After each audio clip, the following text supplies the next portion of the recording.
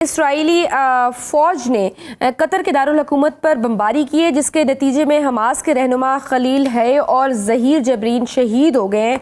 Hamas ज़राए का कहना है कि इजलास में हमास रहनुमा गज़ा जंग बंदी के हवाले से अमरीकी सदर डोनाल्ड ट्रंप की तजवीज़ पर गौर कर रहे थे। अब आपको क्या लगता है, क्या कहना चाहेंगे, किधर जाएंगे अब ये मुज़ाकरात?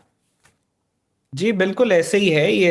इसराइल जो है, जिस तरह आपको याद होगा अभी बिल क्लिंटन की जो स्टेटमेंट थी कि इसराइली जो है पूरी गवर्नमेंट ऑपरेटर्स वो नेतन्याहू की एक चंद सालों की और हुकूमत को इंश्योर करने के लिए ये सब कुछ कर रहा है। सो अभी भी आप यही देख रहे हैं कि नेतन्याहू बिल्कुल अपनी हुकूमत को बचाने के लिए किसी मुल्क की मिडल ईस्ट के अंदर टेरिटोरियल इंटेग्रिटी की वो का ख्याल नहीं रख रहा। दोहा के दारुल हुकूमत के ऊपर हमला करना एक बहुत बड़ी एस्केलेशन हो सकती है पूरे रीजन के लिए, और स्पेशली कि जो पीस एफर्ट्स दुनिया में कहीं पे भी हो रही हैं गाजा के अंदर सीज फायर के लिए, उसको नेतन्याहू टारगेट कर रहा है। और इसके अलावा अभी जो फ्लोटेला जो पूरी दुनिया के जो ममालिक इकट्ठे हुए हैं इस जेनोसाइड के खिलाफ के जो गाजा के अंदर हो रहा है, पूरी दुनिया के जो ममालिक इकट्ठे होके इस वक्त उसकी सीज को ब्रेक करने के लिए कश्तियों के थ्रू वहां पे जा रहे हैं, उसकी वजह से पूरी दुनिया में एंटी इसराइल जो सेंटिमेंट है वो इस वक्त अपने पीक के ऊपर है। तो जाहिर है नेतन्याहू को इससे भी एक डिस्ट्रैक्शन चाहिए थी, तो आपने देखा इसी वजह से उसने कतर के दारुल हुकूमत के ऊपर भी हमला किया ताकि किसी तरीके से वो परसेप्शन को डिफ्यूज कर सके जो दुनिया की क्रिएट हो रही है इसराइल के लिए। MS, what do you think कि अब इस चीज़ के बाद, इस अटैक के बाद हाउ यूएस विल रिएक्ट, और क्या कतर की जानिब से भी कोई रिएक्शन आएगा? देखिए आई थिंक यूएसए की जो एफर्ट्स हैं, डोनाल्ड ट्रंप की जो एडमिनिस्ट्रेशन है वो चाहती थी कि गाजा के अंदर सीज फायर हो, मिडल ईस्ट के अंदर सीज फायर हो, और इस वजह से नहीं कि उनका क्यों ह्यूमैनिटी का जज्बा एकदम से अमेरिकन का जाग गया, उसका ज्यादा क्योंकि इंटरनेशनल रिलेशंस बहुत कोल्ड होते हैं। अमेरिका का भी इंटरेस्ट इस बात में, जो अमेरिकन करंट एडमिनिस्ट्रेशन है उसको लगता है कि अमेरिका के इंटरेस्ट में है कि अमेरिका अपनी फोर्सेस और अपने रिसोर्सेज को पुल आउट कर ले मिडिल ईस्ट से या और दुनिया में जहां पे फैले हुए, और उनको अमेरिका के अंदर इस्तेमाल करे।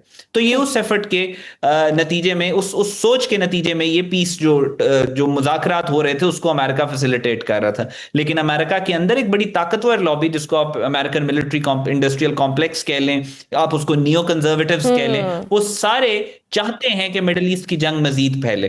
तो अभी ये देखना पड़ेगा, रिएक्शन तो जाहिरी बात है कि अमेरिका की तरफ से भी आएगा, कतर की तरफ से भी आएगा, लेकिन उसके बाद इस टग ऑफ वॉर में प्रो वॉर लोग जीतते हैं या एंटी वॉर लॉबीज जीतती हैं, ये वक्त ही बताएगा। अहमद, अभी कुछ अर्सा कबल हमने देखा कि बांग्लादेश में आम आवाम, खुसूसन स्टूडेंट्स ने एहतजाज के जरिए हसीना वाजिद की हुकूमत को घर भेजा था। अब नेपाल में भी नौजवानों ने, जेनजीज ने इंटरनेट बंदिश और करप्शन के इल्जामात पर वहां के वजीर आजम को मुस्ताफी होने पर मजबूर किया है।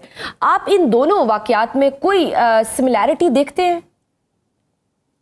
जी बहुत शुक्रिया। देखें, बांग्लादेश और नेपाल में किसी किस्म की कोई सिमिलैरिटी नहीं थी। जो बांग्लादेश के प्रोटेस्ट से उसमें और नेपाल के अंदर जो हो रहा है वो they are worlds apart. Bangladesh के अंदर 71 के बाद से मुजीबुर रहमान, फिर उसके बाद हसीना वाजिद की इनकी जो कंसिस्टेंट अवामी लीग की गवर्नमेंट रही है, और फिर जो एक्सप्लॉयटेशन थी मुक्ति बानी के नाम पे, जिस तरीके से उनके जो नस्लों को ये नवाज रहे थे और एक्सप्लॉयट कर रहे थे बांग्लादेशियों को, तो ये उसके खिलाफ एक कंसिस्टेंट जो एक कैंपेन थी। उसके बाद 50 सालों के बाद एक रेवोल्यूशन आई, और वो एक्चुअल रेवोल्यूशन थी जिसने पिछले बांग्लादेश की जो तारीख थी उसको बदल दिया। उन्होंने, आपने देखा किस तरीके से उन्होंने सारा नेशनल डिस्कोर्स चेंज कर दिया। अपनी आज़ादी के दिन और आज़ादी की तारीख से लेकर अपने फाउंडिंग फादर्स तक, कायदे आजम की जो एनिवर्सरी उसको सेलिब्रेट करने तक, तो it's a different ball game all together. Nepal के अंदर अगर आप देखें तो आपको इंडियन फुटप्रिंट बहुत ज्यादा नजर आता है। अच्छा।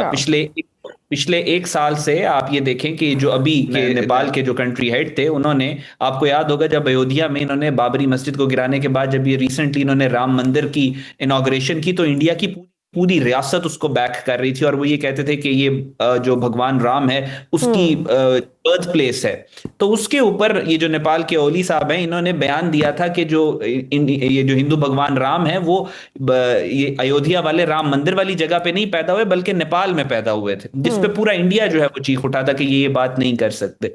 फिर उसके बाद मार्च के अंदर जो गणेश शाह, जो पुराने किंग थे नेपाल के, उसने प्रोटेस्ट की इसी गवर्नमेंट के खिलाफ। ये मार्च के अंदर इसी साल हुए 2025 में, जिसको इंडिया की पूरी रियासत ने बैक किया। इवन रॉ ने सोशल मीडिया से लेकर इलेक्ट्रॉनिक मीडिया सपोर्ट तक उस प्रोटेस्ट को दी, ग्राउंड के ऊपर तो सपोर्ट दे ही रहे थे, उसमें बाकायदा तौर पे लोग मरे। फिर उसके बाद रिसेंटली आप ये देखें कि ये जो नेपाल की गवर्नमेंट ने चाइना में जो एससीओ हुई है उसके ऊपर भी, जो इंडिया चाइना के साथ ट्रेड की बातें कर रहा था, जिस रूट की बातें कर रहा था, उस रूट के ऊपर भी उन्होंने प्रोटेस्ट किया कि आप इस रूट से ट्रेड नहीं कर सकते, ये तो नेपाल का हिस्सा है। फिर इंडिया ने जो नेपाल के ऊपर इन्होंने जो अपनी पार्लियामेंट के अंदर नक्शा आवेजा किया था कि जिसमें नेपाल के कुछ हिस्सों को इन्होंने कह दिया था कि वो इंडिया का हिस्सा, उसके ऊपर बाकायदा नेपाल की गवर्नमेंट ने, नेपाल के फॉरेन ऑफिस ने प्रोटेस्ट किया। सो इंडिया और नेपाल के दरमियान में कॉन्फ्लिक्ट, जो इस गवर्नमेंट के और इंडियन गवर्नमेंट के दरमियान में कॉन्फ्लिक्ट बहुत ज्यादा जो है वो बढ़ चुका था, दरार बहुत ज्यादा बढ़ चुकी थी, जिसके नतीजे में अभी भी जो ये सारा कुछ चल रहा है। अभी आप देखें राहुल शिवशंकर जो उनका फेमस जर्नलिस्ट है, जिसके बहुत ज्यादा क्लोज है इंडियन इंटेलिजेंस एजेंसीज के साथ, वो क्या ट्वीट कर रहा है अभी थोड़ी देर पहले कि जो कंट्री हेड है नेपाल के, उनको इंडिया को सेफ पैसेज नहीं देना चाहिए, वो इंडिया का दोस्त नहीं है, उसको हमें सजा देनी चाहिए। सो ये डिस्कोर्स इस वक्त इंडिया के अंदर चल रहा है। इंडियंस तो ये कह रहे हैं कि भाई वो तो ओपनली कह रहे हैं कि नेपाल के अंदर जो भी फसाद और सब कुछ हो रहा है वो हमने करवाया। प्रॉक्सी वॉर्स है। अच्छा, अगर भारत नेपाल और दीगर ममालिक में तहरीकों को सपोर्ट करता है तो क्या आलमी सतह पर दूसरे ममालिक को भारतीय लैदगी पसंद तरीकों की हमायत का जवाब नहीं मिलता? जी बिल्कुल ऐसे ही है। देखें, आप जो आग लगाते हैं खित्ते के अंदर, दुनिया के अंदर, वो at the end of the day वो आपके घर में ही आती है। इस वक्त पूरे खित्ते में आप देखें, बांग्लादेश के अंदर इन्होंने मुक्ति बानी और फिर हसीना वाजिद के थ्रू कंट्रोल किया। म्यांमार के अंदर अभी इन्होंने पिछले इसी साल जुलाई के अंदर इन्होंने क्रॉस बॉर्डर स्ट्राइक्स की, पाकिस्तान से मार खाने के बाद नेपाल के ऊपर इन्होंने स्ट्राइक्स की और इन्होंने कहा कि हमने वहां पे लोगों को मारा है। भूटान का चाइना के साथ जो क्लैश है वो सिर्फ और सिर्फ इंडिया की वजह से है कि चाइना भूटान को कहता है कि आप हिमाचल प्रदेश पे चाइना के क्लेम को एक्सेप्ट करें, इंडियंस जो है वो करने नहीं दे रहे।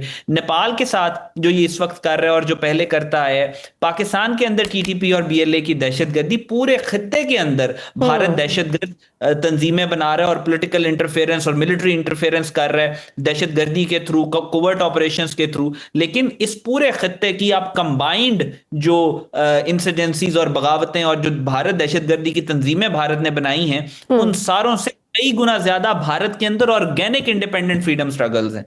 तो इसका नतीजा यही है कि आप जो बीज बोते हैं अपने इर्द गिर्द, वो इवेंचुअली आपके घर के अंदर ही आता है। और भारत की जो इंटरनल टर्मोइल है वो भारत की फॉरेन पॉलिसी का ही रिफ्लेक्शन है।